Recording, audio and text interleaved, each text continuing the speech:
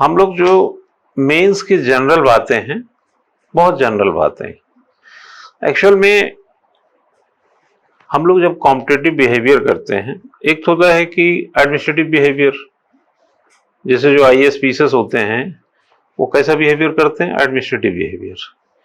Police की service में अगर कोई है तो कैसा बिहेवियर करता है, पुलिस सर्विस से जुड़ा हुआ बिहेवियर। जैसे डॉक्टर है, डॉक्टर का बिहेवियर करता है, गाड़ी चलाने वाला गाड़ी चलाने का बिहेवियर करता है।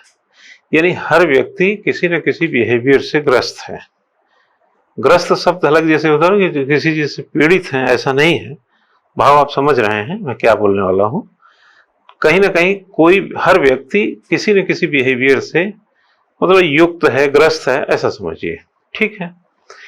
अब सवाल है कि जो व्यक्ति है, अब जैसे आपके दृष्टि से बोल रहा हूं, आप एक कॉम्पिटिटिव बिहेवियर में जाना चाहते हैं। अभी आप क्या हैं, एक कैंडिडेट हैं, है ना। You are a candidate for mains examination.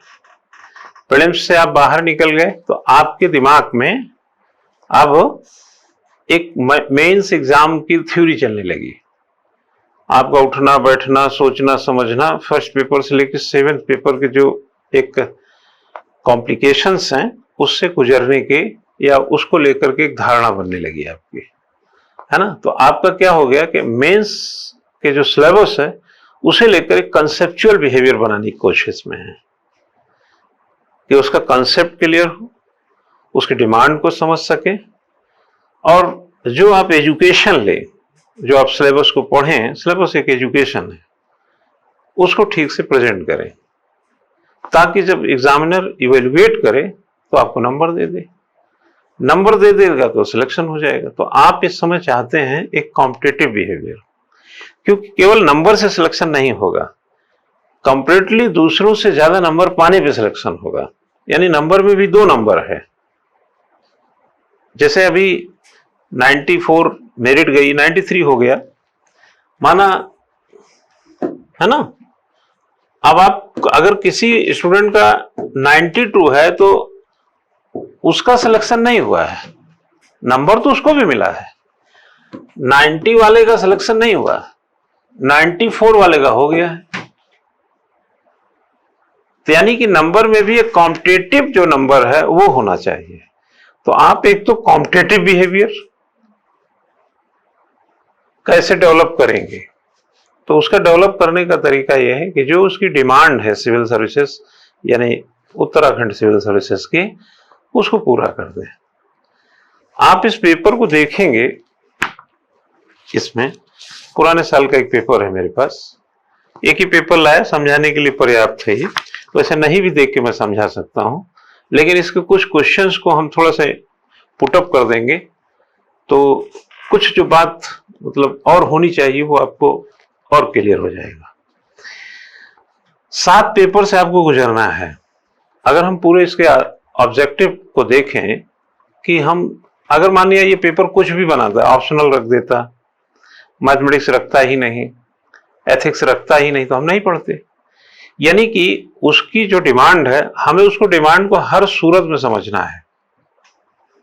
मतलब एक आदेश है कि आप ये पढ़ के आइए और आप ठीक से लिखिए ताकि आप तुलनात्मक नंबर पाएं बेहतर, तो हम आपको सेलेक्ट कर सकते हैं। नंबर कितना तुलनात्मक बेहतर पाएंगे इसका कोई और छोर नहीं है। जैसे प्रीलिम्स की मेरिट में 100 भी जा सकती थी मेरिट, अगर उनकी पूर्ति 100 के पास ही हो जाती तो, क्योंकि मेरिट सब्जेक्ट के जो वैकेंसी की तुलना में जो संख्या थी उसको ढूंढते ढूंढते मेरिट 94-93 चली आई, तो इसलिए मेरिट यहां पर अटक गई। लेकिन अगर यही सिलसिला करते करते 100 पे ही हो जाता तो हम लोग कहते कि मेरिट 100 गई थी। तो इसलिए 150 में आप सोचिए कि 150 में 92 का 93 नंबर का मतलब आप समझ रहे हैं ना, 60% से ज्यादा नंबर है, ऑलमोस्ट 62%। 62% अगर आप हाई स्कूल इंटर में पाए हो तो आप क्या कहलाएंगे, फर्स्ट डिवीजन, और यहां पर डिस्क्वालीफाई माने जाते हैं। तो कंपटीशन में या तो हम इधर होते हैं या तो उधर होते हैं, और इधर उधर में हम उधर ना हो, इधर ही रहें। इसके लिए अगर कमीशन के सिलेबस को, उसके डिमांड को हम ठीक से जरा काम कर ले। देखिए एक चीज आपको बता दें, जब ये ठीक शब्द को 3 प्रकार से हम कह सकते हैं। ठीक ठाक है, इसको बोलते हैं सेटिस्फैक्टरी जवाब। मतलब हम उससे अनसेटिस्फाई नहीं है लेकिन फुली सेटिस्फाई भी नहीं है, हाँ ठीक ठाक है। जैसे तबीयत खराब है, कोई पूछे कि और भाई क्या हाल चाल है, हाँ ठीक ठाक है। तबीयत तो खराब है लेकिन तबीयत इतनी भी नहीं खराब है कि हम अपने से बड़े डिससेटिस्फाई हो जाएं, बहुत ज्यादा हम प्रॉब्लम महसूस कर रहे हैं। और एक होता है सही है, बिल्कुल ठीक है। एक होता कोई प्रॉब्लम नहीं है, ऑल इज वेल, बिल्कुल। तो ये पैमाना आपका प्रिपरेशन में भी दिखना चाहिए कि प्रिपरेशन ठीक ठाक है। जैसे अगर आप ठीक ठाक प्रिपरेशन में हैं कि हाँ ठीक है, अनसेटिस्फाई नहीं हूं। What do mean satisfaction and unsatisfaction? आप अनसेटिस्फाई नहीं है इसका ये अर्थ नहीं निकलेगा कि आप सेटिस्फाई हैं, बस सिर्फ अनसेटिस्फाई नहीं है। आप समझे ना, आप केवल अनसेटिस्फाई नहीं है, लेकिन इसका कहीं से कोई अर्थ निकाल रहा है कि आप अनसेटिस्फाई नहीं, इसका मतलब सेटिस्फाई है ना। जैसे मैंने आपसे कहा कि आप वहां घंटाघर जा रहे हैं, आपने कोई जवाब नहीं दिया, तो इसका ये मतलब नहीं कि मैं मान लूं कि घंटाघर जा रहे हैं या ये मान लूं कि घंटाघर नहीं जा रहे हैं। तीसरा कोरम है स्पष्ट नहीं है। अपने से अर्थ लगाएंगे तो कॉम्पिटेटिव नहीं रहेंगे, क्लैरिटी दिखनी चाहिए। तो कंपटीशन में हर प्रश्न का अपना एक उत्तर बनाना है और हर उत्तर में एक क्लैरिटी भरनी है कि एग्जामिनर को हम दोराहे पे नहीं खड़ा करेंगे। जैसे कहें मोटरसाइकिल से चलोगे कार से चलोगे, चलो सोचता हूं। अब आप तब तक कंफ्यूज रहेंगे जब तक, लेकिन अगर उनके हाथ में कार की चाबी है लेकिन आपने पूछा कि मोटरसाइकिल से चलोगे कार से चलोगे, तो आप कुछ हद तक अगर ये अंदाजा लगाते हैं कि चूंकि उनके हाथ में कार की चाबी थी तो अंदाजा है कि वो कार से ही जाएंगे। तो यहां पर अंदाजा लगाने का एक रीजनिंग है आपके पास, कोई चीज को थोड़ा बेहतर करने का एक आपके पास स्वरूप। ऐसे ही जब क्वेश्चन मिलते हैं तो कई क्वेश्चन आपको समझ में नहीं आते। देखो यार, इस बात को समझ के चलो कि सबसे पहले एक अच्छा इंसान होना बहुत जरूरी है। आप चाहे जो हो जाएं, एक अच्छा इंसान होना बहुत जरूरी है। 7 पेपर हैं इसमें, हिंदी है। अगर कोई हिंदी को ठीक से जानता है तो आप समझ सकते हैं कि अपनी भाषा को, कई देशों में तो जापान वगैरह में चले जाइए, भाषा को उनका धर्म समझते हैं। लेकिन हमारे देश में अगर आप अंग्रेजी अच्छा बोलते हैं तो आप सुपीरियर हैं, और बहुत अच्छी हिंदी आती है तो सुपीरियर नहीं है। इंफीरियर कितने हैं वो अलग मुद्दा है, अलग अलग नजरों में अलग अलग है, बट हकीकत यह है कि आप सुपीरियर तो नहीं है। लेकिन उत्तराखंड पीसीएस, मैं एक एग्जांपल दे रहा हूं चूंकि उत्तराखंड पढ़ा रहा हूं इसलिए, ऐसे तो उत्तर प्रदेश में भी चले जाइए। उत्तराखंड पीसीएस हिंदी का पेपर आपको पूरे प्रदेश में सुपीरियर बना सकता है, डिप्टी कलेक्टर का पद देकर। अब यह जो चैलेंज है आपके सामने, ये वक्त की नजाकत है कि अंग्रेजी बोलने वाले को हम बेहतर मानते हैं, सुपीरियर मानते हैं, नॉलेजेबल मानते हैं, समाज में बड़ा एलीट वर्ग मान लेते हैं कि इसका समाज के प्रति बड़ा कंट्रीब्यूशन होगा या पढ़ने में बड़ा होशियार होगा। एक मतलब ऐसी टेंडेंसी हम बना सकते हैं। लेकिन अगर आप हिंदी अच्छी कर देते हैं और आप डिप्टी कलेक्टर बनते हैं तो मैसेज ये जाएगा कि इसको, ये बहुत अच्छा है पढ़ने में, लेकिन बहुत अच्छा किस में है? हिंदी में। बहुत अच्छा किस में है? हिंदी में। अंग्रेजी तो पूछता ही नहीं है, अंग्रेजी एक अक्षर नहीं पूछता। आपको इंग्लिश मीडियम में लिखना अलग मुद्दा है, बट डिप्टी कलेक्टर बनने के लिए अंग्रेजी जानना जरूरी नहीं है, लेकिन आप अंग्रेजी जानते हैं, ये आपकी स्किल है। हम जर्मन जाने, फ्रेंच जाने, और भी भाषा जाने, उसमें बुराई नहीं है। लेकिन भाषा अगर हमारी सुपीरियरिटी का हिस्सा बन जाएगा, इसलिए हम लोग कहते हैं anthropology is the study of man in totality. मैं एंथ्रोपोलॉजिस्ट का स्टूडेंट रहा 13 साल तक, तो उसमें हम लोग पढ़ते थे एक इंटीग्रल अप्रोच है कि anthropology is the study of man in totality. अर्थव्यवस्था जो होती है, अर्थशास्त्र जो होता है, सिर्फ आर्थिक अध्ययन करता है। जो जीव विज्ञान होता है, जीवों का अध्ययन करता है। वनस्पति वनस्पतियों का करता है। राजनीति राजनीति का करता है। समाजशास्त्र समाज का अध्ययन करता है। लेकिन मानव शास्त्र का ऐसा विषय है जो टोटलिटी में सबकी स्टडी करता है। उत्तराखंड पीसीएस ये टोटल स्टडी है, एक इंटीग्रल अप्रोच। मैं यही बात सिविल सर्विसेज के लिए बोल सकता हूं, लेकिन चूंकि उसकी क्लास नहीं है, स्पेसिफिक उत्तराखंड पीसीएस है, इसलिए मैं ये बात बोल रहा हूं। यह कहीं ना कहीं एक इंटीग्रल अप्रोच, क्या नहीं है इसमें। एक अच्छा इंसान बनने की शर्त से लेकर इस धरती के नीचे और आसमान के ऊपर, यानी अर्श से लेकर फर्श तक और हमारे जहन से लेकर हमारे हृदय तक, सारी चीजों का समुच्च अध्ययन उत्तराखंड पीसीएस का सिलेबस है। इस सिलेबस को पढ़ने के बाद जो वक्त आपके पास है, 20 अगस्त को पेपर है, जाहिर है कम वक्त है, लेकिन वक्त को बड़ा कैसे किया जा सकता है? घंटे के अंदर कई घंटे पैदा करके। बहुत सारे लोग जो अमीर बने हैं, वो अमीर अलग से उम्र ला के नहीं बने थे। काम करने की जो उनकी शैली थी, काम करने का जो तरीका था, जो उनका माइंड मैनेजमेंट है, जो उनका टाइम मैनेजमेंट है, वो काफी पंक्चुअल रहा होगा।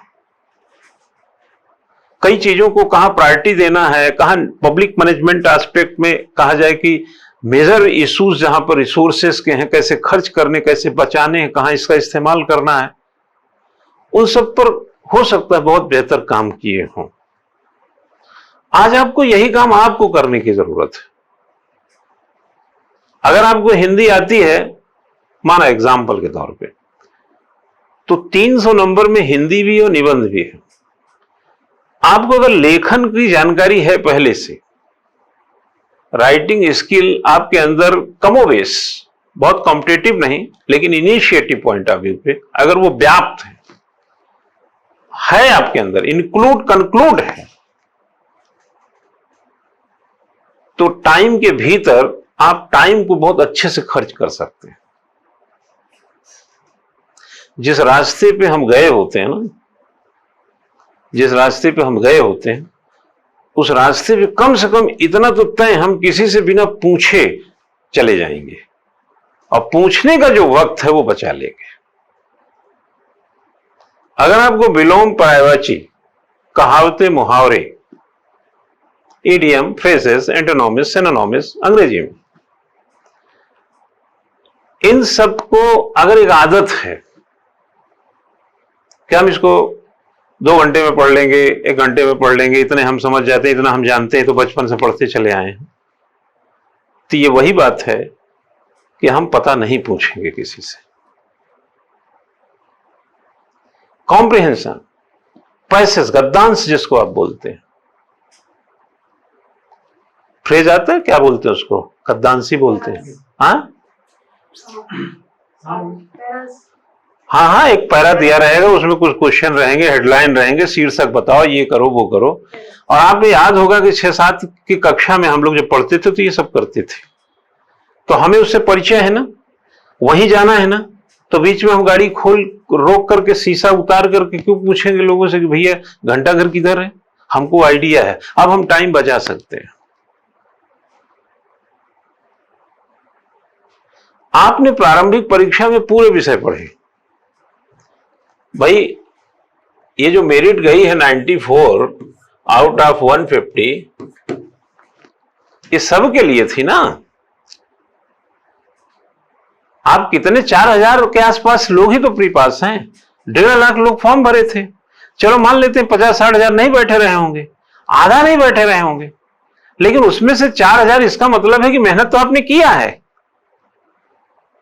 लेकिन वो जो मेहनत किया, उस मेहनत को एग्जीक्यूट करने की बारी अब आई है। आपने पढ़ा ना कि राष्ट्रपति अगर कोई गड़बड़ी हो जाए तो उनको कैसे हटाया जाता है, आर्टिकल 61 पढ़े होंगे। लेकिन आज पूछ रहा है कि महाभियोग क्या है, इंपीचमेंट क्या है। अब उसको 20 शब्द में लिख दीजिए, अब ये करना है। तो पढ़े तो आप हैं, एग्जीक्यूशन लेवल पर अब काम करने की जरूरत है। प्लानर आप हैं। हमने 100 रुपया जेब से निकाल के आपको दिया था, कहा था 2 किलो आलू 1 किलो टमाटर लाना, मिल जाए तो धनिया मिर्च भी ले लेना। ये प्लान का हिस्सा था। अब बारिश रुक गई है, जाओ एग्जीक्यूट करो। आपको लग रहा होगा मेंस में हमें नए सिरे से कुछ करना है। मेंस का सिरा भी वही है, एग्जीक्यूशन का चेंजिंग आया है बस। कभी करेला लेने जाएंगे, कभी टमाटर लेने जाएंगे, कभी कद्दू लेने जाएंगे, कभी लौकी लेने जाएंगे बाजार में, कभी इतिहास लिखेंगे, कभी भूगोल लिखेंगे, कभी राज व्यवस्था लिखेंगे, लेकिन लिखने का ढंग वही रहेगा।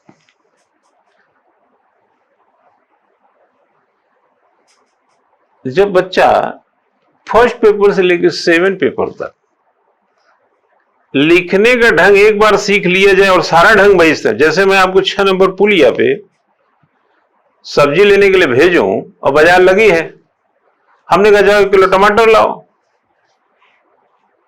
दूसरे दिन बोला जाओ 2 किलो आलू लाओ, तीसरे दिन बोला यार कद्दू भी लाना है, फिर बोला लौकी लाना।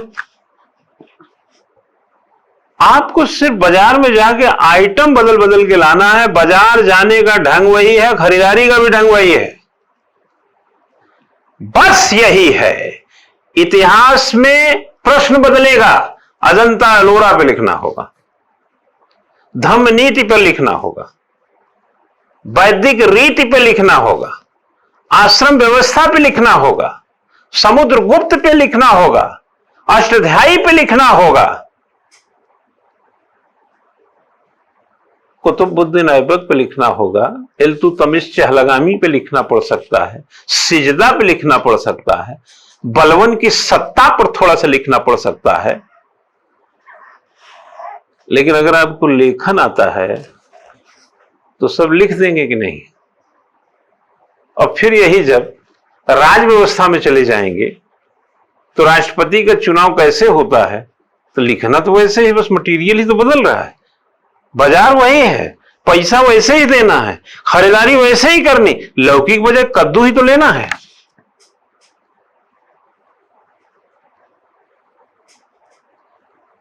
तो विषय की भले ही जानकारी आपके पास आ जाए, मैं कितना भी बोलूं कि कद्दू लाओ, ये लाओ, वो लाओ, बाजार का दिशा ही ना पता हो, कहां मिलेगा कद्दू, कैसे लाएंगे कद्दू। अगर आपको पता है कि मुझे सरसों का तेल खरीदना है तो बोतल लेके जाना है, डब्बा लेके जाना है। अब पता चला जाने हैं सरसों का तेल, लेके गए झोला।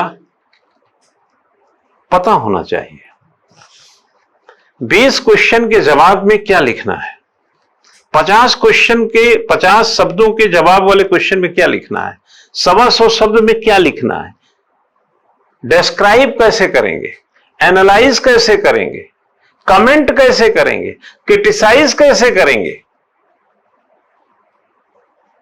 उसका सिग्निफिकेंस कैसे बताएंगे, इंपॉर्टेंस कैसे बताएंगे, उसको इंक्लूड कैसे करेंगे, कंक्लूड कैसे करेंगे, डिस्कशन कैसे करेंगे। आप जब सबसे परिचित हो जाएंगे, कैसे तेल लाएंगे वो पात्र कहां है, दूध लाएंगे वो पात्र कहां है, सब्जी लाएंगे झोला कहां है, सबका आइडिया हो गया। आलू लाना झोला उठाएंगे, तेल लाना है बोतल उठाएंगे, दूध लाना है डब्बा उठाएंगे। एग्जाम्पल बहुत घरेलू है जो हमारी जिंदगी में रोज होता है, लेकिन एग्जाम्पल बड़े इसलिए हो जाते हैं क्योंकि ये छोटे छोटे एग्जाम्पल बड़े बड़े काम को आसान करते हैं। तो सबसे महत्वपूर्ण बात क्या हुई इस मेंस परीक्षा को, आपको कॉम्पिटिटिव बिहेवियर में सबसे प्रायोरिटी की चीज क्या हुई? क्यों प्रांजल, सबसे प्रायोरिटी की चीज आपको क्या लगी? Writing skills. वेरी गुड, मुझे लगता है आप इनकी बातों से सहमत होंगे। राइटिंग स्किल, अगर राइटिंग ही ना स्किल हो, राइटिंग स्किल में ना हो, तो सब्जेक्ट कितना भी जान जाइए मुश्किल में रहेंगे कि नहीं? तो राइटिंग स्किल आपकी मुश्किल को खत्म कर देगा। महाभियोग आप जान गए, स्पीकर का काम जान गए, सुप्रीम कोर्ट का काम जान गए, गवर्नर का काम जान गए, केंद्र राज्य संबंध भी जान गए, पंचायती राज व्यवस्था भी जान गए। हम कह रहे हैं पीएससी यूपीएससी क्या करता है वो भी जान गए, इस देश के ट्रिब्यूनल क्या करते हैं वो भी जान गए, लेकिन इस जानने का करेंगे क्या? अगर स्किल राइटिंग की नहीं है तो उतारना मुश्किल रहेगा। और इस मुश्किल को आसान कौन करेगा? Writing skill. तो हमें सीखना चाहिए या हमें पढ़ते समय इस बात को प्रायोरिटी देना चाहिए कि हम राइटिंग स्किल के साथ चलेंगे ताकि लिखने की जो मुश्किल है वो खत्म हो और परीक्षा में हम कॉम्पिटिटिव बिहेवियर कर सकें। क्योंकि परीक्षा तो वो भी देंगे जो नहीं सिलेक्ट होंगे। प्री परीक्षा में तो वो भी बैठे थे, उनको भी कॉपी मिली थी, उनको भी आंसर शीट में वही एडमिट कार्ड मिला था जो नहीं सिलेक्ट है। कॉम्पिटिटिव बिहेवियर, मैं ये नहीं कह रहा हूं कि 4000 के बाद वाले पढ़े लिखे नहीं हैं ठीक से, आपका कंपटीशन वो दे रहे 79 पॉइंट ये 94 पॉइंट ये, वो पॉइंट में जो 95 94 के बीच में थे वो कौन थे? वो कॉम्पिटिटिव लोग थे, वो थे कंपटीशन में। जैसे ही आपने एक क्वेश्चन का हेर फेर किया, मेरिट खट से 93 पे चली गई। बाउंड्री पे जो खड़े थे वो एक्सेप्ट कर लीजिएगा, 300 लोग गिरे उस पे। बहुत बारीक लाइन है सफल और असफल के बीच में। जो 20 क्वेश्चन करके मैं उसकी बात नहीं कर रहा हूं, जो मैंने सीमा अभी भी बताया कि 94 से 95 के बीच में जो था, और जो 93 वाले 94 वाले हो गए, जरा सोचिए कि 92 वाले ने कौन सा गुनाह किया था, इतना क्या गड़बड़ कर दिया था कि वो किसी लायक नहीं समझा गया। लेकिन जब कॉम्पिटिटिव बिहेवियर की बात हो तो सेकंडों से हार जीत होती है। आपको पता है ना कि पीटी उषा ओलंपिक में कभी पदक नहीं जीत पाई, स्वर्ण पदक नहीं जीत पाई, पदक नहीं जीत पाई। क्यों नहीं जीत पाई? मतलब बहुत अच्छा पदक क्यों नहीं जीत पाई? वो जीत सकती थी क्योंकि सेकंड के 100वें हिस्से से हार गई थी। एक सेकंड को 100 बार काटा जाए तो उस हिस्से से वो बाहर हो गई।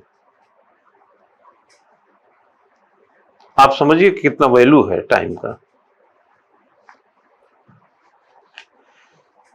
एक तो आपके पास मुश्किल कंपटीशन की क्या है? Writing skill. पहले मुश्किल तो समझ लें। हाँ, क्यों भाई, हम दिल्ली जा रहे हैं, हम अपना समझ तो लें कि कितने टोल है भैया, कितना पैसा भरा के रखो, फास्टैग, इसको समझ लेना। तो पहले तो राइटिंग स्किल प्रायोरिटी देना है, क्योंकि ये सब पर ठीक ठाक मुश्किल क्रिएट कर सकता है। तो आपके पास होना चाहिए राइटिंग स्किल। और राइटिंग स्किल कोई ऐसा नहीं है कि पैदाइशी कोई जरूरत है इसके लिए। ग्रेट मैन थ्योरी नहीं है, ये महान व्यक्ति सिद्धांत नहीं है। ये राइटिंग स्किल महान व्यक्ति का सिद्धांत नहीं है, यह सिंपल एक्सरसाइज थ्योरी है। मतलब ये पैदाइशी कोई लक्षण नहीं है। ये सरल सिंपल तरीके से अगर एक्सरसाइज किया जाए तो इसको हम, समझ में आ रहा है कि नहीं प्रांजल? आपका इंग्लिश मीडियम है ना? नहीं सर, समझ में आ रहा है ना? ठीक है ना? तो आपका क्या होना चाहिए? एक्सरसाइज। सचिन तेंदुलकर ने क्रिकेट इसलिए नहीं खेला कि वो उनके घर में उनके डीएनए में ही क्रिकेट था, उनके फादर तो क्रिकेटर ही नहीं थे।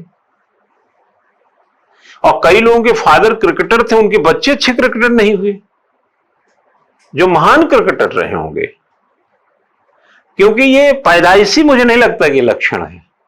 हो सकता है कहीं 1-2% होता हो, बट ये उससे ज्यादा बड़ा है एक्सरसाइज।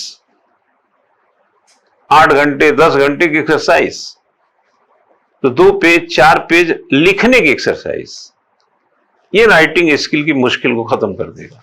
यानी आप इतना आज से जान लीजिए कि जितने लोग क्लास में बैठे हैं, ये राइटिंग स्किल की मुश्किल सिर्फ सिंपल एक्सरसाइज से खत्म किया जा सकता है। Simple simple and only simple exercise. First ही। सेकंड ही क्या है?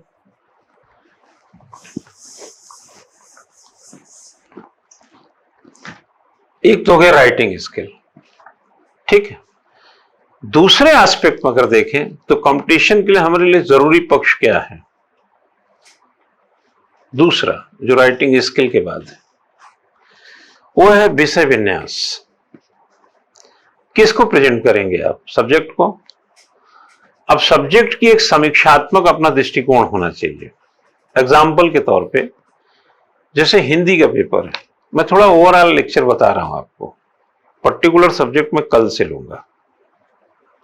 आज आपको पूरा चित्र दिखा रहा हूं, ठीक है ना। जैसे जैसे थोड़ा देखोगे कि बारात जो होती है ना, जब बारात आती है तो हर जगह भीड़ रहती है। जहां कार खड़ी होती वहां कार खड़ी करने की जगह नहीं होती। जहां खाना खाना होता वहां खाना खाने वालों की भीड़ रहती है बहुत।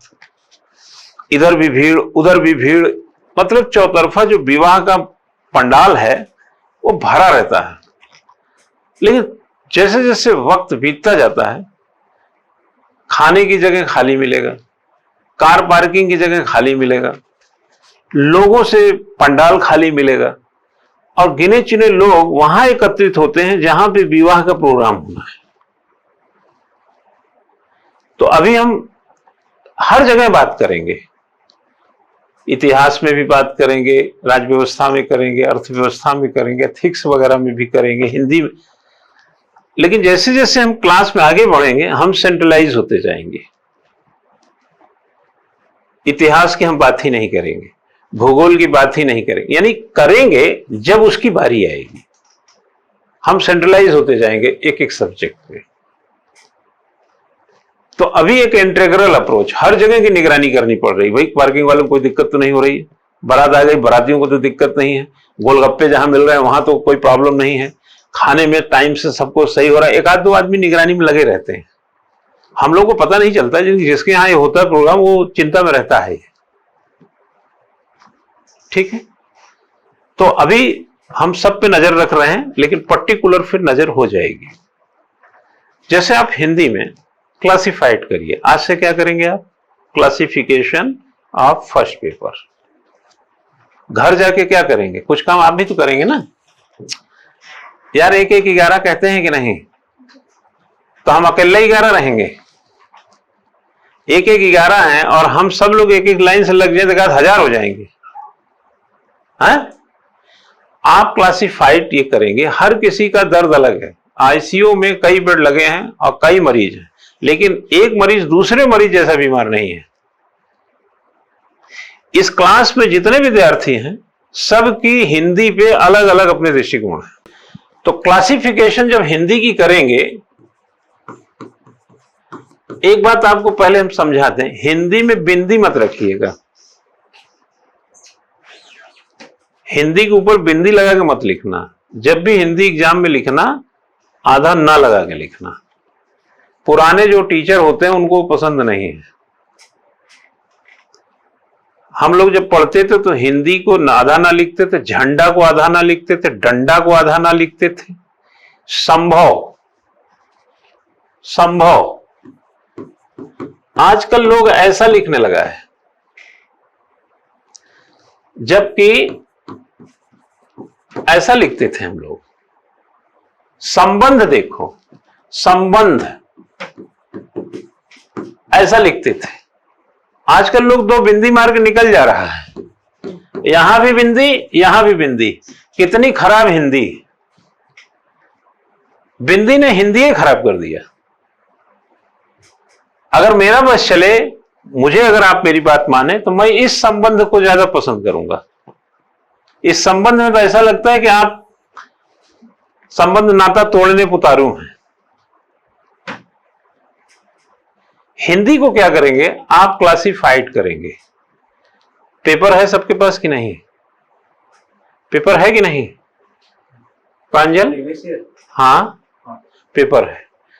पेपर को देख करके और सिलेबस को ध्यान में रख करके, पेपर और सिलेबस हिंदी वगैरह में लगभग सेम मिलेंगे, हर चीज पूछे जाते हैं सिस्टमेटिक। यह एक हिंदी जो पीसीएस में पूछी जाती है, यह एक सिस्टमेटिक स्टडी है। आप अगर सिस्टम से पढ़ेंगे तो गणित जैसा नंबर ला सकते हैं। इस बात को आज अपने कान में डाल लीजिए कि हिंदी आपको एसडीएम बना सकती है। ये मंत्र दे रहा हूं आपको। और भी विषय कहीं धोखा दे सकते हैं, लेकिन हिंदी के साथ आपने जरा सा मात्र अन्याय नहीं किया तो आपको एसडीएम बनाने में ये जीतोड़ कोशिश करेगी। और हिंदी का मतलब आप समझते हैं ना, अपनी जिसको बोलते हैं। हिस्ट्री पराई हो सकती है, भूगोल भी पराया हो सकता है, अर्थव्यवस्था धोखा दे सकता है, विज्ञान तकनीक में हाथ थोड़े तंग हो सकते हैं, एथिक्स में हो सकता है कि आपकी मॉरल ड्यूटी उतना बेहतर ना हो सकता है नॉन मैथमेटिक्स वालों के लिए 7वां पेपर बोझ बन जाए। लेकिन हिंदी आपके साथ अन्याय नहीं होने देती है, क्योंकि हिंदी बिल्कुल स्पष्ट है कि हम यहां हैं, चम्मच यहां, मतलब जैसे चम्मच यहां है, टार्च मारो बस। तुम तवे पे टार्च मार रहे हो, ढूंढते चम्मच हो। क्लासिफाई करो, उसका वर्गीकरण करो, क्लासिफिकेशन, और उसमें देखो कि तुम्हारा हिंदी कहां बेहतर है, कहां बेहतर नहीं है। तो 2 पॉइंट पे काम करना है। कहां बेहतर है, यह लिख लो कॉपी में, कहां बेहतर है, कहां बेहतर नहीं है। बेहतर बोल रहा हूं नहीं है, अच्छा तो है, गुड बेटर बेस्ट, हम बीच वाला फॉर्म लिए हैं। सबसे अच्छा तो रहने दो, पता नहीं सबसे अच्छा किसका है। बेहतर को और बेहतर, तो जहां पर आपको लगे कि यह हमें थोड़ा बेहतर नहीं है, उस पर टाइम मैनेजमेंट, जो थोड़ा बेहतर उस पर टाइम मैनेजमेंट, 2 पॉइंट पे काम करेंगे। अब हिंदी को लेकर आज अगर जाकर के शाम को बैठकर 1 घंटा 2 घंटा मेहनत करेंगे, तो कल जब क्लास में आएंगे तो मैं दावे से बता रहा हूं कि आपको हिंदी को लेकर का आपका कॉन्फिडेंस बढ़ा रहेगा। कभी कभी घर में जो बुजुर्ग माँ बाप होते हैं, भाई हम लोग जब 40-50 के हो जाएंगे तो माँ बाप तो बूढ़े ही हो जाएंगे, तय है ये, तो कोई दुविधा ही नहीं है, ये तो परंपरा ही। तो उनको अपनी बात कहने के लिए अवसर ढूंढना पड़ता है। जो बात बात में हमसे कहते थे गिलास पानी दो, कहां घूम रहे हो, पढ़ते क्यों नहीं हो, छत पे क्या कर रहे हो, रात को वहां मत जाया करो, शाम से पहले घर आ जाया करो, उनको बहुत वक्त था मुझे वक्त देने के लिए। और हर बात में वो मतलब जैसे लगता था आगे पीछे ही घूम रहे हैं। लेकिन वही आदमी जब हमारा वक्त होता है ठीक ठाक, तो उसको अवसर खोजना पड़ता है कुछ अपनी बात कहने के लिए, पानी मंगाने के लिए नहीं। कोई बात ऐसी है जो ढूंढता है कि कोई मौका मिले तो इससे कुछ बोलूं मैं। जब देखो फोन पर लगा रहता है, ऑफिस से देर से आता है, फिर वो भी चला गया, बाजार चला गया, कल शादी ब्याह था दोस्त यार का, वहां चला गया। कभी कभी वो मौका 1 आध हफ्ते नहीं मिल पाता उसको, 10-10 दिन नहीं मिल पाता, और वो धीरे धीरे मौका खोते खोते और बूढ़ा हो जाता है, विचारों से थोड़ा संदेह करता है कि क्या ये वही है, क्या ये वही बच्चे हैं, ये कैसा हो गया है।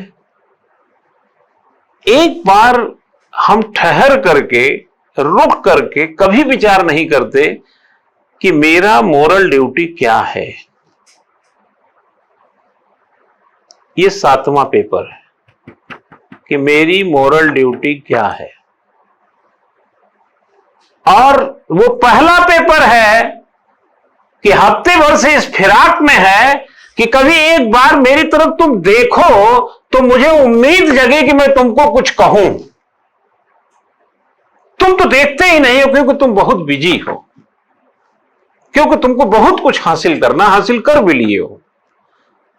तो अगर एक बार कॉन्फिडेंस जगा दो, एक बार निहार लो,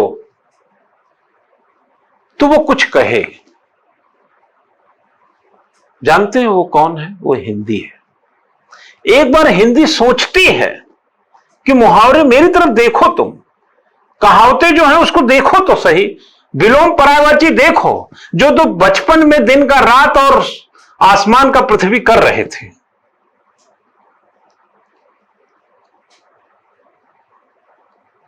जब पीसीएस मुख्य परीक्षा आता है तब भी लोग हिस्ट्री, ज्योग्राफी या पॉलिटी, साइंस टेक या एथिक्स या गणित जो भी है, इन सब के चलते उसको भी अभी भी दरकिनार किए रहते हैं।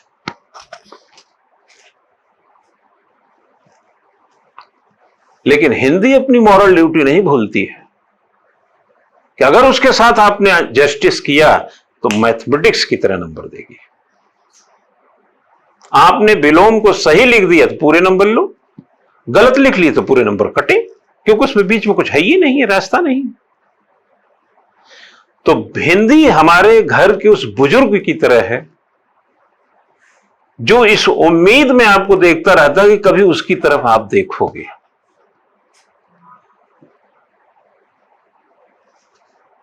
और हिस्ट्री, ज्योग्राफी से लेकर बाकी विषय उस अफलातून विषय की तरह होते हैं जिसके लिए हम दिन रात एक किए रहते हैं। क्या समझे? ये मैं समझाया चाहे जैसे है, लेकिन बड़ा सॉलिड एग्जांपल है। तो आज जाकर के हिंदी पर एक नजर डालो। समझो हिंदी पे नहीं, आज अपने पुरखों पे एक नजर डाल रहा हूं मैं। अपनी उस भारतीयता की कसावट और जमावट पर नजर डाल रहा हूं जो मुझे डिप्टी कलेक्टर बनाने में मदद करने जा रही है। अपने उस बचपने में चले जाओ जब कभी कहावतें, मुहावरे, कभी कविता पढ़ते थे, कभी गद्य लिखते थे, उसमें शीर्षक लिखा करते थे, कभी जो हेडलाइन है जो बीच में दी गई उसके अर्थ को प्रकट करते थे। आपको हिंदी आगोश में ले लेगी। और कल जब आप यहां क्लास में होंगे तो मैं दावे से बता रहा हूं कि आप हिंदी से निराश होकर नहीं आए होंगे। इतिहास निराश कर सकता है, अर्थव्यवस्था भी निराश कर सकता है, लेकिन हिंदी आपको निराश नहीं करेगी। तो आप क्लासिफाइड जब करेंगे तो उसमें क्या करेंगे? कहां बेहतर है, कहां बेहतर नहीं है। जैसे ही कहां बेहतर है, कहां बेहतर नहीं है कि पैमाना को विकसित कर लेंगे, आपकी श्रम शक्ति का डिवीजन हो जाएगा, रिसोर्स का डिवीजन हो जाएगा। और जैसे ही आपने श्रम शक्ति कम ज्यादा किया, इसी को बोलते हैं labour management, time management, mind management, clear, classified. आप चूंकि सबका दर्द अलग अलग है, सबका हिंदी में भी दर्द अलग अलग होगा, तो अपने दर्द के हिसाब से गोली लीजिए। हम पढ़ाएंगे, हम तो डॉक्टर हैं, मेडिसिन सबको देंगे दवा, लेकिन कहां आपका दर्द ज्यादा वो वाला दवा ले लो। और 2-4 बार प्रैक्टिस कर लो, नंबर उस मछली की तरह तालाब में जैसे ना उतर आ जाती है। आपने कभी उस पर इस तरह का ध्यान नहीं दिया होगा। ये रही हिंदी की बात। निबंध के बच्चे 3 सेक्शन होते हैं, हर सेक्शन में 3 सेक्शन हैं। सब सेक्शन कह लो, सब सब्जेक्ट कह लो, सब्जेक्ट। किसी एक सब्जेक्ट में तो आपका लक्षण मेल खाता होगा। आप इतने खराब तो कतई नहीं है कि कोई लक्षण मेल ही ना खाए। साहित्य से नहीं मेल खाता, समाज से खा जाएगा भाई। कहीं ना कहीं आपका चिंतन मनन मर्म मर्मक एक मेल तो खाएगा ना। यहां पर भी आप क्लासिफाइड कर लो, वर्गीकृत करो कि हम समाज से लेंगे निबंध, बाल श्रम भी ले लेंगे, दहेज भी ले लेंगे, जो भी हमको रास्ते में मिलेगा इससे जुड़ा हम उसको दो चार को उठा लेंगे। और अपना पैनापन, निबंध का तो कोई वसूल नहीं होता वैसे, लेकिन वसूला पूरा जा सकता है उससे। क्या समझे? बिना वसूल के निबंध से पूरी वसूली की जा सकती है। यानी निबंध भी आपको डिप्टी कलेक्टर में 2 कदम ऊपर ले जा सकता है। ये फ्री के नंबर है बच्चा, ये सिर्फ लेखन की कसौटी पर टिके हुए हैं। अभी तक जितना गेम हम बता रहे हैं सब लेखन की कसौटी पर टिके हैं। लिखना है, अगर लेखन स्किल हो गई तो निबंध की मुश्किल पहले गई। 700 शब्दों का निबंध है। 700 शब्द कितने होते हैं? एक आदमी 1 मिनट में, वैसे तो आपको उसमें 3 ही निबंध लिखना तो 1 घंटे में एक निबंध बोल सकते हैं, लेकिन अगर मुख्य परीक्षा की दृष्टि से, खासतौर से सिविल सर्विसेज के पॉइंट ऑफ व्यू से मैं बात करूं तो 1 मिनट में कम से 22 से 25 शब्द लिख देना चाहिए, वो भी पठनीय और वो भी कॉम्पिटेटिव। अगर आपने 22 से 25 शब्द लिखा, it means 20 on an average लगाइए तो 5 मिनट में 100 शब्द, 35 मिनट में 700 शब्द, 25 मिनट बचता फिर भी 1 घंटे में। निबंध छांटने में कुछ वक्त लगाएंगे, कुछ नियोजन में लगाएंगे, कुछ ड्राफ्टिंग करेंगे, क्या लिखेंगे, कहां शुरू करेंगे, कौन सा श्लोक लाएंगे, कौन सा स्लोगन इसमें जोड़ेंगे, कुछ तो दिमाग चलेगा ना। लेकिन 35 या 40 मिनट या 45 मिनट में भले ही क्या लिखेंगे, लेकिन अगर स्किल है तो निबंध एक अच्छे स्केल पे नंबर दे देगा। यहां राइटिंग का बहुत लेना देना है, तो क्लासिफाई कीजिए। अब जैसे माना आप अर्थशास्त्र से एमए किए हो, आपको आर्थिक निबंध पसंद है, किसी को विज्ञान का निबंध पसंद है, किसी को कृषि उषि का निबंध पसंद है, किसी को भूस्खलन, ऐसे क्लास कैटेगरीज हैं। तो अपने नेचर के हिसाब से क्लासिफाइड कर लीजिए। किसी को कोई गुरेज नहीं, परहेज नहीं, कोई दिक्कत नहीं, न एग्जामिनर को न कमीशन को। आप अपनी बात सही से कीजिए, सब सुनने के लिए तैयार है।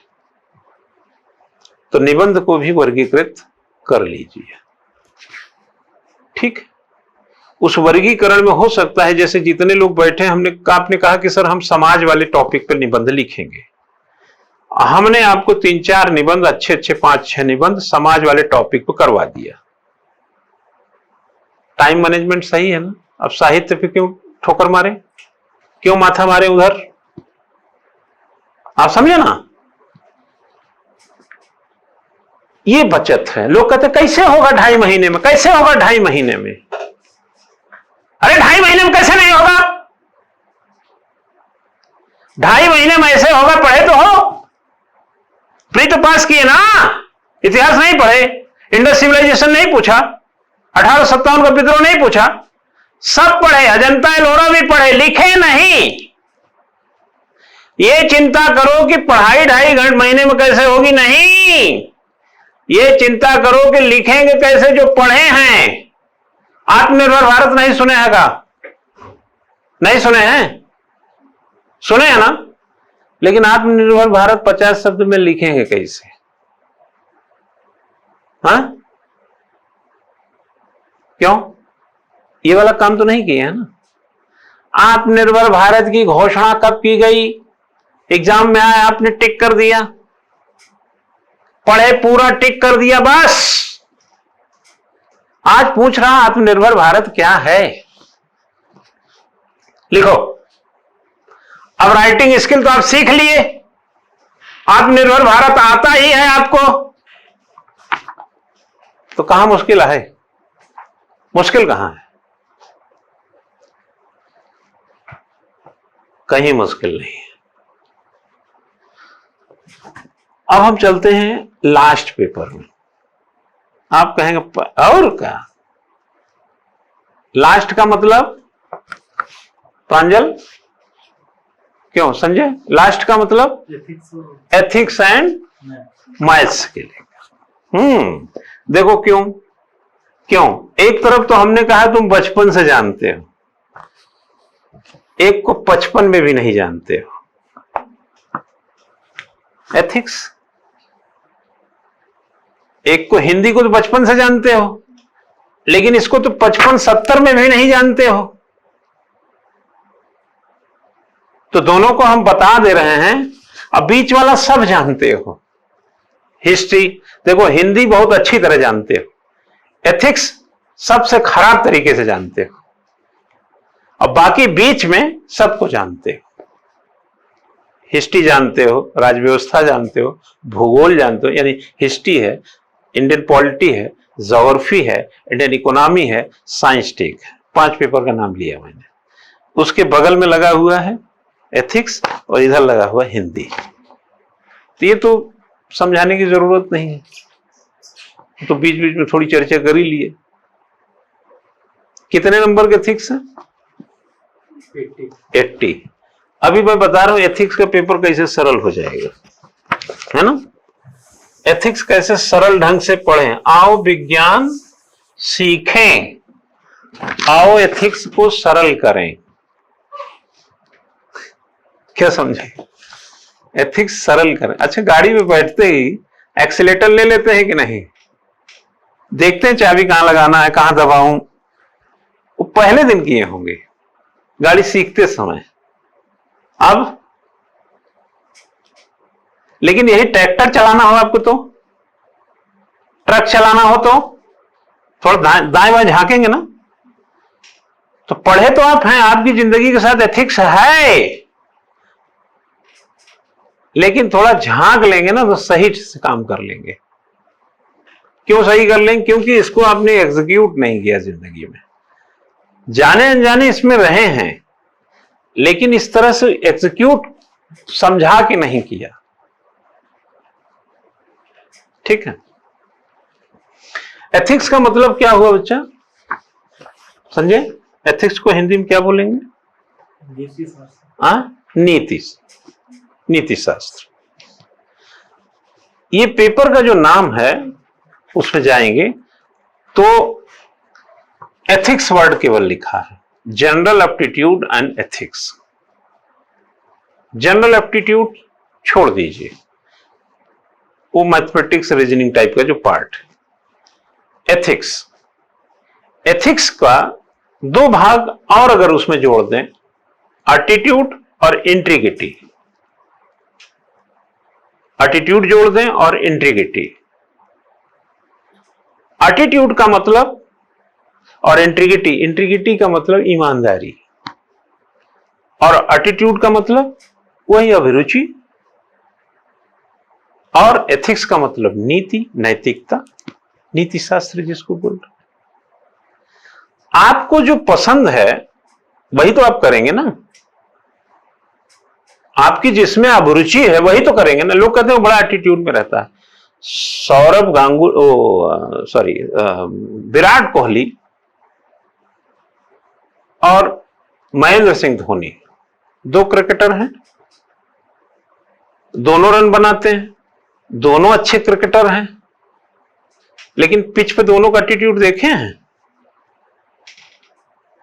धोनी को शांति पसंद है और विराट कोहली को थोड़ा एक्टिव रहना पसंद है, थोड़ा खुन्नस में रहना, लेकिन रिजल्ट दोनों दे रहे हैं ना। इसका मतलब है कि एटीट्यूड कुछ भी हो, रिजल्ट को यानी गोल पर पहुंचा जा सकता है। खुन्नस में रहकर भी रन बनाया जा सकता है और कूल माइंडेड रहकर भी रन बनाया जा सकता है। लेकिन अगर रन बन रहा है तो उसका खुन्नस भी हमें पसंद है, और रन बन रहा है तो इसकी शांति भी हमें पसंद है। अगर अंतरात्मा की आवाज आप सुन रहे हैं, क्या समझे?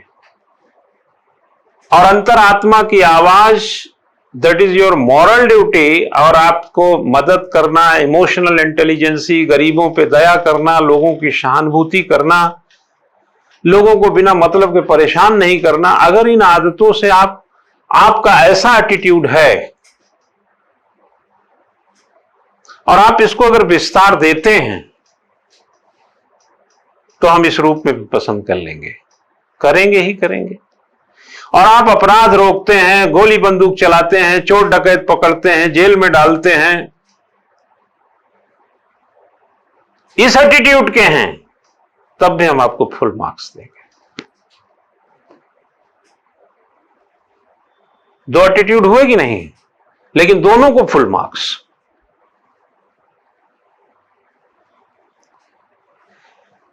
अस्सी नंबर का आता है। नीति शास्त्र कितने नंबर का है? 80। ये 80 नंबर आपको एक अच्छे रुतबे और नंबर की ओर ले जा सकता है, क्योंकि बहुत सारे लोगों के मैथमेटिक्स कमजोर होती है। तो 200 नंबर के जो ये 7वां पेपर है, इसमें माना अर्थमेटिक मैथमेटिक्स, जो नॉन अर्थमेटिक मैथमेटिक्स वाले हैं, वो आज की तारीख से कितनी भी मेहनत कर लें, क्योंकि मैं स्वयं मैथमेटिक्स का स्टूडेंट रहा हूं, मैथमेटिक्स का मैं अपने पूरे जीवन में मैथमेटिक्स सीखने के बाद एक नतीजे पे पहुंचा हूं कि मैथमेटिक्स से दिमाग अच्छा घिसा जा सकता है, टाइम को बहुत अच्छे से इंगेज किया जा सकता है, भूख भी नहीं लगती, अगर मैथ आने लगे ना तो भोजन भी साइड हो जाता है, टाइम को एंगेज किया जा सकता है, दिमाग को ठीक से घिसा जा सकता है। उसके बाद भी यह पता नहीं है कि सवाल सही है या गलत है, वो बाद में पता चलेगा, इतना सब करने के बाद कोई सही हुआ है कि गलत हुआ है। तो सही करने के एक सवाल पूरी रात खा सकते हैं, ये मैथमेटिक्स की प्रकृति है। आपका पूरा दिन चौपट कर सकता है एक सवाल, ये मैथमेटिक्स की प्रकृति का हिस्सा है। लेकिन मैथमेटिक्स का अपना एक तरीका, एक सिद्धांत अगर आ गई तो फिर वो 100% मार्क्स भी देके जाती है। तो जो लोग नॉन मैथमेटिक्स हैं, कम समय में मैथमेटिक्स को समेट नहीं सकते, ये निगेटिव नहीं भी बोल रहा हूं, ये टाइम को उनको बचाने की बात कर रहा हूं। तो उनको क्लासिफाई करना चाहिए। फिर यहीं पे आ गए दो क्लासिफिकेशन 120 नंबर की गणित में, कहां बेहतर है, कहां बेहतर नहीं है। चक्रवृद्धि ब्याज निकाल लेते हैं, कुछ मेंसुरेशन के क्वेश्चन आपको आते हैं, कुछ data interpretation, data sufficiency, arithmetic type के क्वेश्चंस आपको समझ में आते हैं। आप लिख दीजिए यहां हम बेहतर हैं। जो आसमान में उड़ गए, हवा में उड़ गए, दिमाग में नहीं रहे, लिख दीजिए यहां बेहतर नहीं है। अब आप देखिए कि अगर इस हिस्से को करने से कितने अंक जुटा सकते हैं, किसी को छोड़ने से कितने अंक कट सकते हैं। तो जो हिस्सा बेहतर है और आप नॉन मैथमेटिक्स के हैं, उस पर एक्सरसाइज शुरू कर दीजिए और साथ में 80 नंबर के जो एथिक्स है जोड़ लीजिए। और आप कहेंगे कि सर जो बेहतर नहीं उसका क्या करें, उसमें कौन ऐसा है जो बिल्कुल नहीं आता है, उसको तो आप अपने ध्यान से निकाल ही दीजिए, क्योंकि 2-2.5 महीने में नहीं संभलेगी। कुछ इक्का दुक्का जोड़ लीजिए और इसकी भरपाई कहां से कीजिए मालूम है? हिंदी से, निबंध से। वहां इतने नंबर बढ़ाइए कि यहां की कटौती की पूर्ति हो जाए किसी तरह, यानी पहला और 7वां की बॉन्डिंग हो जाए। क्लियर? क्लियर? बचे बीच के 5 पेपर। इन 5 पेपर में इनको बोला जाता है सामान्य अध्ययन। क्या बोला जाता है? सामान्य अध्ययन। राइटिंग स्किल स्ट्रांग है तो कम पढ़ करके भी अच्छी प्रस्तुति कर सकते हैं, लेकिन 35 सवालों से गुजरना है आपको। 35 सवाल लिखने 39 में से, 39 में से 35 करने। हो सकते हैं 5-6 सवाल ऐसे हो जो कभी सुने ही ना हो, तमाम मेहनत के बाद भी। उस पे तो नंबर 100% खत्म हो जाएंगे। लेकिन माना 5 क्वेश्चन, हालांकि हम ऐसा मान नहीं रहे हैं, हम मान रहे हैं कि आपको आता है। माना 5 क्वेश्चन आपको समझ में नहीं आए, लेकिन 30 ऐसे लिख दीजिए कि बाकी जो 35 में पाए उनसे ज्यादा आप 30 में ही पा जाए। ये सब कैलकुलेशन है सिलेक्शन की। छोड़ करके और खराब लिख करके अगर मेरिट का इंतजार कर रहे हैं तो फिर गलत कर रहे हैं। जैसे लड़के 90 क्वेश्चन सही कर लिए, 60 क्वेश्चन गलत कर दीजिए। 60 गलत करके सिलेक्शन का वेट नहीं कर सकते, लेकिन केवल 90 सही करके सिलेक्शन का इंतजार कर सकते हैं। जनरल राइटिंग करके मेरिट का इंतजार मत करो, लेकिन 35 के बजाय 30 क्वेश्चन में एक बढ़िया राइटिंग करके आप इंतजार सिलेक्शन पे कर सकते हो। लेकिन मैं मानता हूं कि आपको सारे सवाल आने चाहिए। क्यों छोड़ें? क्यों नंबर इधर उधर करें? ठीक है। अब बात आती है कि आप जो क्वेश्चंस इसके हैं, जैसे माना आपने पॉलिटिकल साइंस पढ़ा है, तो हो सकता है कि आपकी पॉलिटी तुलनात्मक दूसरों से बेहतर हो। कोई अर्थशास्त्र में एमए है, उसको अर्थव्यवस्था थोड़ी या कॉमर्स में एमकॉम है, जो भी XYZ उससे जुड़ा है, उसको इजी लगेगा। कोई एमएससी फिजिक्स केमिस्ट्री ऐसे में किया है तो उसको साइंस के जो क्वेश्चन है एमएससी का नहीं पूछेगा, लेकिन उसके टर्म्स जो हैं उसको जल्दी से ग्रैस्प कर लेगा। इसी तरह हिस्ट्री वालों के लिए है, इसी तरीके से ज्योग्राफी वालों के लिए है। तो आप इतना जान लीजिए कि इस जनरल में भी कुछ लोग स्पेशल राइटिंग जरूर करेंगे अपने सब्जेक्ट के अकॉर्डिंग। जनरल में स्पेशल राइटिंग। अब जब जनरल में स्पेशल राइटिंग करेंगे, आप भी तो कहीं ना कहीं स्पेशल होंगे। वो तो पूरक हो गया, वो तो सब लोग कहीं ना कहीं वहीं जाकर खड़े मिलेंगे। अब आपको सिंपली क्या करना है, 20 शब्द, 50 शब्द, 125 शब्द, 250 शब्द को टाइम डिवीजन करना है। क्या करना है? Time division. 20 शब्द वालों के लिए टाइम, 50 शब्द वालों के लिए टाइम, 125 शब्द वालों के लिए टाइम, 250 शब्द वालों के लिए टाइम। टाइम डिवीजन करके इसको लक्ष्मण रेखा बनाइए कि 20 शब्द में हम इतने समय में इतना करेंगे, 50 शब्द में इतने टाइम हम इतना करेंगे, ताकि जब 250 शब्द में जाएं तो उसके हिस्से का टाइम उसको मिला रहे। यह किससे संभव है? यह किससे संभव है? ये क्लासिफिकेशन जब टाइम का करेंगे, समझ रहे हैं ना, जब टाइम का क्लासिफिकेशन करेंगे तब उससे यह संभव होगा। और कैसे? ऐसे तो आप बांट लिए। रजिस्ट्री कैसे होगी? एक्सरसाइज।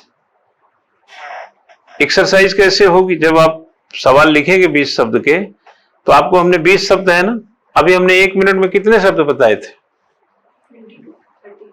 20 to 30। तो इसका मतलब 20 शब्द कितने देर में लिख लेना चाहिए? 1 मिनट में तो लिख ही लेना चाहिए। और लेकिन अब ऐसे तो है नहीं कि पहुंचते ही लिख देंगे। 1-8 मिनट तो आप तैयारी भी करेंगे, प्रश्न पढ़ना, फिर क्या, तो 2 मिनट। तो कितने क्वेश्चन हैं वो? 15 है। 15 दूनी साफ साफ है कि आधा घंटा में आपको पहला सेक्शन निपटा लेना है। ठीक ना? 50 शब्द हैं। अगर 20 शब्द में 1 मिनट है तो 50 शब्द में 2.5 मिनट। लेकिन आधा मिनट अगर आप उसको समझने में भी लगा दिए तो 3 मिनट, तो 50 शब्द वाले कितने हैं? 10 हैं। तो मल्टीप्लाई करेंगे कितना हो जाएगा? 50 मिनट,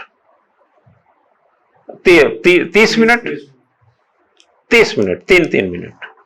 यानी कि जो फर्स्ट पार्ट है वो भी 30 मिनट, जो सेकंड पार्ट है वो भी 30 मिनट। आपका 1 घंटा जा चुका है। और जो 125 शब्द है वो कितने क्वेश्चन है? यहां पर 15 हो गया, यहां पे 10, आपने 25 क्वेश्चन खत्म कर दिया। कॉन्फिडेंस देखिए कि 1 घंटे में 25 क्वेश्चन का जवाब, 2 घंटे में बाकी 10 का जवाब, कैसे रहेगा कॉन्फिडेंस?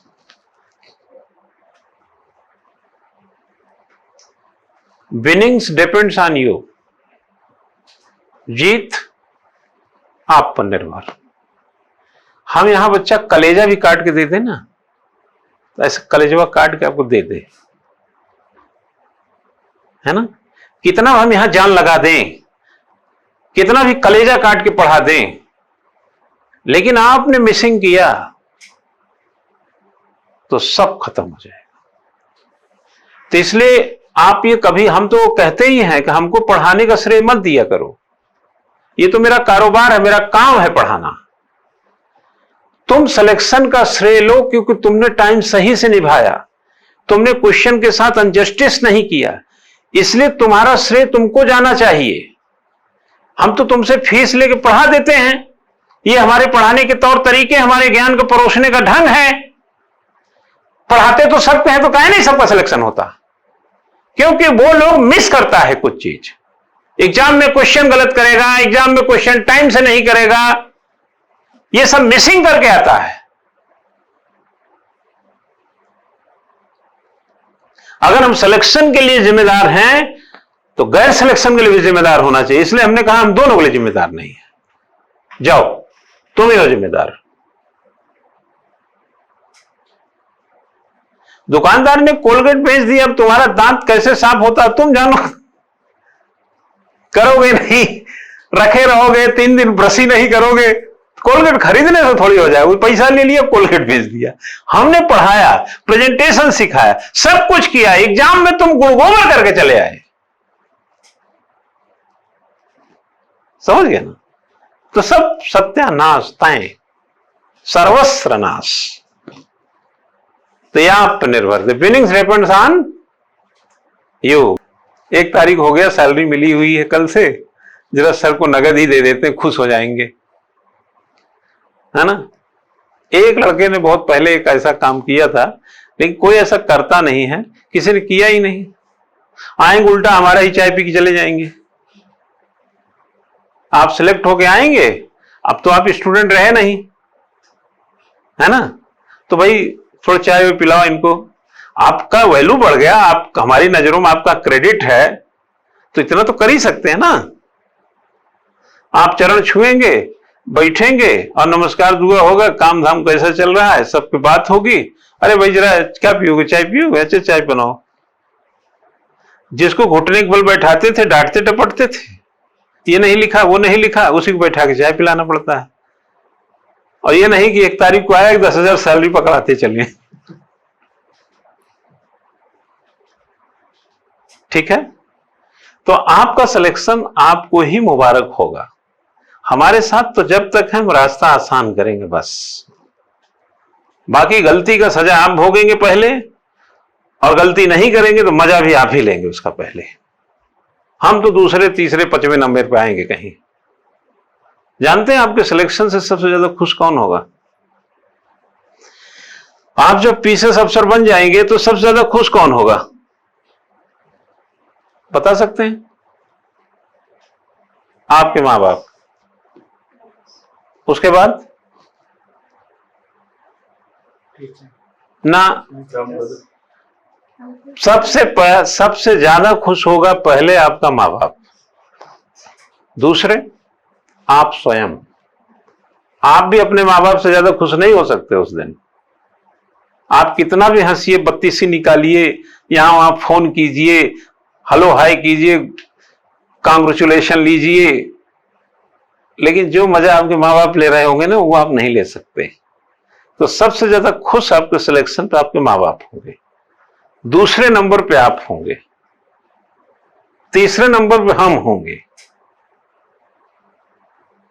और चौथे नंबर पे कोई होगा ही नहीं, सब जलेंगे। मोहल्ले के लोग सुनेंगे, जलन हो जाएगी, रिश्तेदार सुनेंगे, जलन हो जाएगी। आपको क्या लगता है कि सारा देश आपसे खुश हो जाएगा क्या आपकी सफलता पे? 3 लोग। चौथा, अगर किसी को बांटना चाहते हैं तो आपके जो बड़े क्लोज हैं, जो आपके जीवन में बड़ा भूमिका अदा करते हैं, उन सब की बात कर सकते हैं, वो भी चौथे नंबर पे, लेकिन उसके बाद कोई खुश होता ही नहीं है। आप अपने फेसबुक पे एक अच्छी सी फोटो डाल दीजिए, उसी से खुश नहीं होते कई। क्यों संजय, सही नहीं है? क्यों? ठीक है, ये मैं आदमी अच्छा कैसे बन सकता है? आदमी अच्छा बन सकता है एक अच्छी अभिरुचि से, इंटीग्रिटी से, मोरालिटी से। लेकिन आदमी अच्छा कैसे बन सकता है, ये क्वेश्चन हमेशा जिंदा रहता है। यानी आदमी का अच्छा बनने की कोशिशें हमेशा जारी रहती हैं। इसलिए किस कदम पर आदमी आपके लिए अच्छा नहीं है, इसके भी अवसर आते रहते हैं। आपकी सफलता आपके लिए जितने मायने रखती है, आपके अतिरिक्त किसी के लिए उतने मायने नहीं रखेगी। हम हमेशा एक बात कहते हैं बच्चा कि हमारे सगे संबंधी, माँ बाप, भाई बहन, जितने हम रिश्तों में, बड़े क्लोज रिश्तों में, जो खून के रिश्तों में कह सकते हैं, जहां हम रहते हैं, जब उन्हें कोई तकलीफ हो, या मुझे हो जाए, उन्हें हो जाए, कोई तकलीफ होती है, तो हम तकलीफ में होते हैं, बहुत तकलीफ में होते हैं। हो सकता है कि आप बहुत पैसा कमाते हो, बड़ी सुविधा में रहते हो, सब कुछ आपके पकड़ में हो, लेकिन इस हकीकत से आप गुरेज नहीं कर सकते, नजरअंदाज नहीं कर सकते इसे, कि उसकी तकलीफ क्या हो रही, उसको शेयर नहीं कर सकते। मतलब मां के बुखार को बांटा नहीं जा सकता, बाप के दर्द को समझा नहीं जा सकता, और समझ भी गए तो बांट नहीं सकते। यानी कि दर्द व्यक्तिगत होता है, सपोर्ट सामूहिक होता है। आर्थिक सपोर्ट भी हो सकता है, मॉरल सपोर्ट भी हो सकता है, लेकिन हम उसके दर्द को बांट नहीं सकते। वो चीख रहा है, दर्द से त्राप रहा है, हम उस पर लाखों रुपए खर्च कर सकते हैं, लेकिन उसकी चीख को जरा से इधर उधर हम नहीं कर पाते। इसलिए हमारी दर्द में, हमारी दिक्कतों में सबसे ज्यादा हम ही झेलेंगे, और हमारी खुशहाल जिंदगी का सबसे ज्यादा आनंद हम ही लेंगे। उसके बाद हमारे इर्द गिर्द के लोग होते हैं। ठीक है, अब आती है बात, यहां आइए, थोड़ा सा मॉरल क्वेश्चन नहीं, तो आप क्वेश्चन को देख लीजिए। क्वेश्चन एक पढ़ देता हूं, ये कहानी के बगैर क्वेश्चन, इस कहानी का क्या भाव है? क्वेश्चन पढ़ रहा हूं, नैतिक मार्गदर्शक के रूप में क्वेश्चन पढ़ रहा हूं, नैतिक का, एथिक्स का। 15 क्वेश्चन है, 15 क्वेश्चन का आपको जवाब लिखना है वहां एथिक्स के। 10वें नंबर के क्वेश्चन मेरे सामने टकराएगा, मैं वही देख रहा हूं। नैतिक मार्गदर्शक के रूप में अंतरात्मा की व्याख्या कीजिए।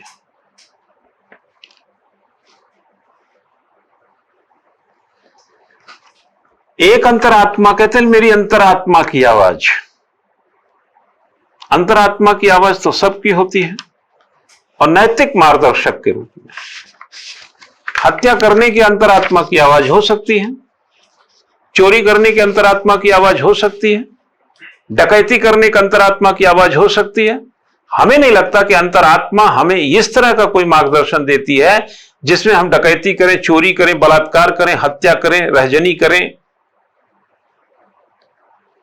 किसी को मार्ग बताने, किसी को शिक्षा देने, किसी की मदद करने की अंतरात्मा की आवाज तो हो सकती है, डकैती करने वाली आवाज नहीं हो सकती। तो हमारी अंतरात्मा की आवाज ये क्वेश्चन में क्या कहना चाह रहा है कि नैतिक मार्गदर्शक के रूप में हम जब अपनी अंतरात्मा की आवाज सुनते हैं तो मैं आपको बता सकता हूं कि मोरल से भरे रहते हैं। बहन तकलीफ में है, अंतरात्मा कहती है कि बहन से मिलना चाहिए। अंतरात्मा आपको एक रास्ता दे रहा है, एक सजेशन दे रहा है, मार्गदर्शन, एडवाइस दे रहा है। आप कभी कभी देखे होंगे किसी व्यक्ति का कोई हेल्प करना चाह रहे हो, हेल्प नहीं कर पाए, लेकिन अंतरात्मा ने कहा था कि यार कुछ होना चाहिए। आपको क्या लगता है बिल गेट्स इतना पैसा कमाने के बाद ये सब क्यों कर रहे हैं? बड़े बड़े उद्योगपति, करोड़पति बनने के बाद, अरबपति बनने के बाद अपने दान दक्षिणा क्यों कर रहे हैं अपनी संपत्ति का? कोई एडवाइजरी कमेटी उन्होंने बैठाई है इसके लिए? नहीं, अंतरात्मा की आवाज। नहीं करेंगे बीमार हो जाएंगे। हम इस क्लास में खड़े होकर अगर ठीक से नहीं पढ़ाएंगे तो हमारी तबीयत खराब हो जाएगी। टाइम एंगेज है ना, हम यहां खड़े होकर के अपना टाइम तो पूरा दे रहे हैं ना, चाहे खराब पढ़ाए चाहे अच्छा पढ़ाए, टाइम तो जा रहा है, तो अच्छा क्यों नहीं?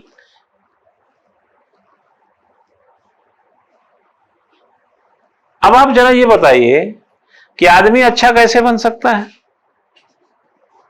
अरस्तु ने कहा आदमी अच्छा कैसे बन सकता है? उसके अंदर नैतिकता डाल दीजिए, शांति डाल दीजिए, आदमी को अच्छा बनाने का जुगाड़ कर दीजिए। वही जुगाड़ में हम लगे हैं कि आप कॉम्पिटिटर अच्छे कैसे बने। आप में एथिक्स डाल दें, अर्थमेटिक डाल दें, हिंदी डाल दें, निबंध डाल दें, हिस्ट्री डाल दें, पॉलिटी डाल दें, ज्योग्राफी डाल दें, इकोनॉमी डाल दें, साइंस टेक डाल दें, प्रेजेंटेशन की कैपेसिटी डाल दें, राइटिंग स्किल की कैपेसिटी डाल दें, मुश्किल को खत्म कर दें, कॉम्पिटिटिव अच्छे बन जाएंगे। तो आदमी आप अच्छे हैं, लेकिन कॉम्पिटिटिव अच्छे हैं कि नहीं, ये चुनौती बची हुई है।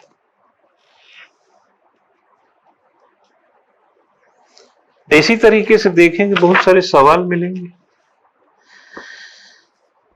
लोक सेवा में अशक्त वर्गों के प्रति संवेदना की क्या आवश्यकता है? जो वीकर सेक्शन होता है उसको लेकर के आपका जो संवेदना है क्या होनी चाहिए? रिश्वत लेनी चाहिए? इसका काम नहीं करना चाहिए? इसको ऑफिस दौड़ाते रहना चाहिए? इसको प्रताड़ित करते रहना चाहिए? इसको गरीबी और मुफलिसी की याद दिलाते रहना चाहिए? ये इस धरती पे बोझ है, ये बोल करके उसकी बेइज्जती करते रहना चाहिए? तुम रोज रोज कहां मुंह उठा के चले जाते हो, ये टिप्पणी करनी चाहिए? ये संवेदना? अगर आपके अंदर मॉरल ड्यूटी है, आपके अंदर एथिक्स है, तो आपकी प्रायोरिटी होगा। क्योंकि अगर हम आधे घंटे इंतजार कर लेंगे तो हो सकता है कि मेरा 1000 का नुकसान हो, लेकिन बाकी के 10,000 से मेरी जिंदगी चल जाएगी। लेकिन अगर उसको 2 दिन दौड़ा दिया तो हो सकता है उसकी जिंदगी ही तबाह हो जाए। तो आपकी संवेदना किधर झुकी होनी चाहिए? आपकी मोरालिटी किधर होनी चाहिए? सामान्य सा क्वेश्चन है, बस हिसाब जिंदगी का लगा लेना है। एथिक्स का मतलब हिसाब जिंदगी का। अगर हिसाब जिंदगी का आपने लगा लिया तो जिंदगी का मोल समझ जाएंगे, वक्त की कीमत समझ जाएंगे, और दूसरों के प्रति जो इस तरीके के अड़चने पैदा करने वाले विचार लाते हैं कि बजाय सदाचार ला करके उस समाज की मुख्य धारा में खड़ा होने की एक जो चुनौती है उसको खत्म करके उसको ला भी देंगे। ये सवाल है। इतिहास, भूगोल, पॉलिटी पढ़ाते पढ़ाते आखिर में आपसे जाके ये सब पूछने लगता है। आप इसमें जाके देखिए आप कहां नहीं हैं, हर जगह तो हैं। Interpersonal skill including mass communication skill. खता तो तब हो जब हाले दिल बयां करें। खता तो तब हो जब हाले दिल बयां करें। मेरे मन में डकैती करने का मन, हम डकैती किए नहीं। खता हुआ? नहीं हुआ। खता तो तब हो जब हाले दिल बयां। जब हम गाली देंगे तभी तो आप गाली सुनेंगे। गाली मेरे मन में 1,00,000 भरी है, हम दिए ही नहीं, तो खता हुई? नहीं हुई। आप जब रिश्वत लेंगे, जब चोरी करेंगे, जब लोगों को परेशान करेंगे, तब खता होगी। 20 करोड़ रुपया घर में। एक आईएएस ऑफिसर, सुना नहीं है? हाँ, झारखंड कैडर में आपने देखा नहीं? 20 करोड़ रुपया। ये आईएएस ऑफिसर का मॉरल ड्यूटी था। 20 करोड़ रुपया। अरे किसी गरीब का खेती बाड़ी का होगा, किसी को सीड बीज के लिए आया होगा, कोई सड़क बनाने के लिए, कुछ न कुछ पैसा समाज में लगने वाला था जो उनके घर में था ना। आपका फार्म हाउस बन जाए, 5 मंजिला मकान बन जाए, 4 ठो होटल बन जाए, 2 ठो पेट्रोल पंप खुल जाए, स्विमिंग पूल खुल जाए, किसके पैसे से भाई?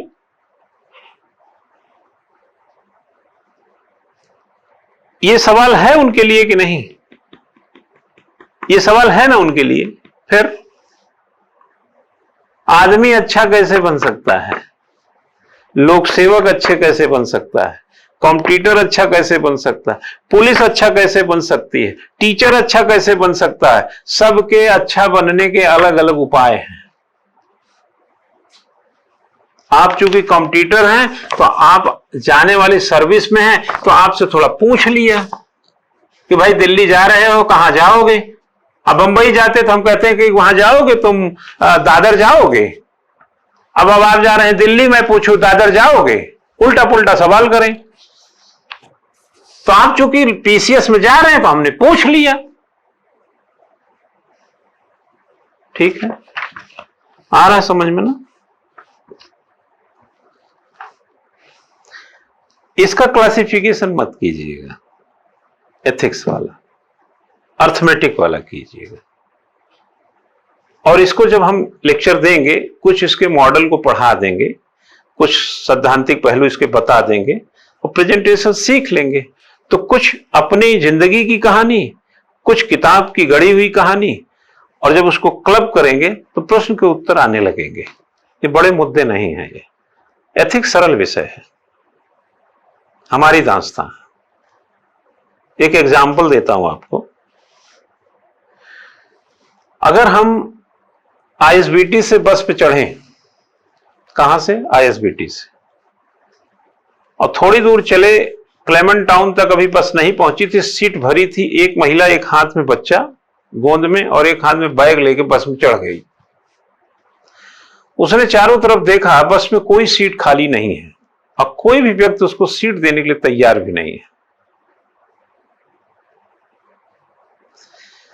वो बीच में ना ऊपर पकड़ सकती क्योंकि नीचे बैग पकड़ रही, इधर बच्चा पकड़, वो जैसे बस इधर उधर हो रही, वो डैमेज, मतलब इधर उधर उसका शरीर स्थिर नहीं है। मतलब उसी में से आप संजय उठे, देखा कि इसको परेशानी है, बोले मैडम आप मेरी सीट पे बैठ जाओ। छोटे अवसरों में भी बड़ा इंसान बना जा सकता है। सीट इन्होंने दे दिया। आप मुझे बता सकते हैं कि वो मैडम संजय को किस दृष्टि से देखी होंगी? किस मन, क्या सम्मान उसके मन में इनके प्रति आया होगा? पहला, यह व्यक्त नहीं होगा, वो कहने नहीं जा रही है ना, ये पूछने जा रहे हैं।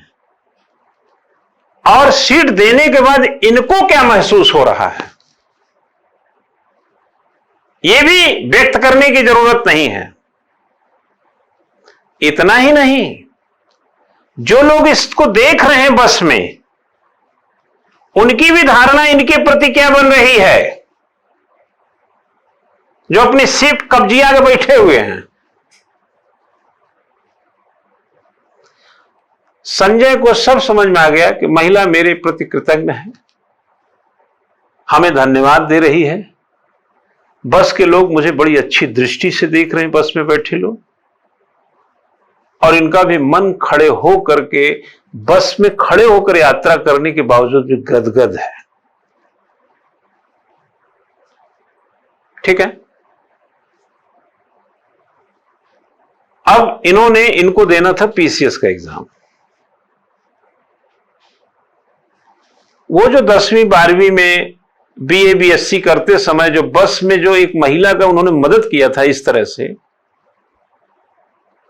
उसका हिसाब देने का टाइम अब आया है। Interpersonal skill including mass communication skill, हमारे अंदर इंक्लूडिंग स्किल है, इंटरपर्सनल स्किल है। आज बात आई है एग्जामिनर को बताने की, वो मास कम्युनिकेशन स्किल। मैं भाषण परेड ग्राउंड में आज दे रहा हूं, लेकिन बात को मैं कक्षा 8 से जान रहा हूं। मेरे अंदर वो बात 8वीं से है। आपको रोज की जिंदगी की कहानी में ऐसे किरदार निभाने पड़ते हैं कि आपकी जिंदगी एक अच्छे इंसान की ओर चली जाती है। आज जब वो कहता है एथिक्स क्या है, तो वो कुछ और नहीं है, आपकी जिंदगी का हिसाब मांगा जा रहा है। और हिसाब दे दीजिए, इस हिसाब से यह मूल्यांकन होगा कि तुम अच्छे सिविल सेवक रहोगे, तुम अच्छे एसडीएम रहोगे, रिश्वत नहीं लोगे, भ्रष्टाचार नहीं करोगे, लोगों को, कमजोर वर्गों को धमकाओगे नहीं, तुम उनके साथ न्याय करोगे। इसलिए ये प्रश्न पत्र है, ये तुम्हारी जिंदगी का हिसाब है, ताकि कल तुम अपने प्रदेश को एक अच्छा हिसाब के साथ चला सको। अच्छा आदमी कैसे बन सकता है? बस में ध्यान दे करके, इसमें ध्यान दे करके, उसमें ध्यान दे करके, हर जगह।